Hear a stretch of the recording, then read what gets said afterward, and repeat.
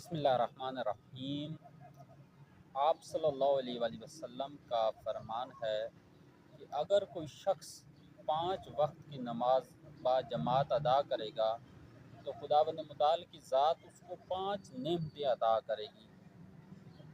ان میں سے پہلی نعمت یہ ہے کہ اس دنیا میں اس سے فقر و فاقہ ختم ہو جائے گا۔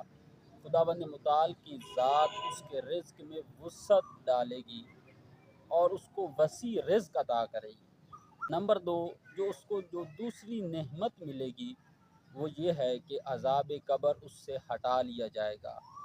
اور تیسری نعمت یہ ہے کہ جب پل صراط سے گزرنا ہوگا تو وہ شخص اتنی تیزی سے بجلی کی مانند گزر جائے گا۔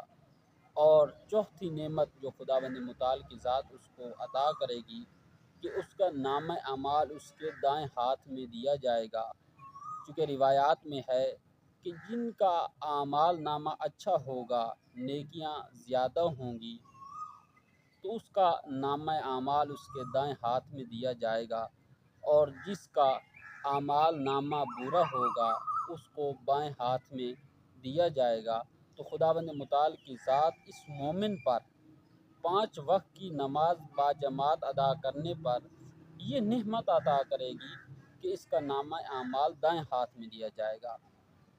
اور پانچویں اور آخری نعمت جو خداوند متعال کی ذات اس کو عطا کرے گی وہ یہ ہے کہ خداوند متعال کی ذات اس کو بروز قیامت بغیر حساب و کتاب کے جنت میں ڈالے گی۔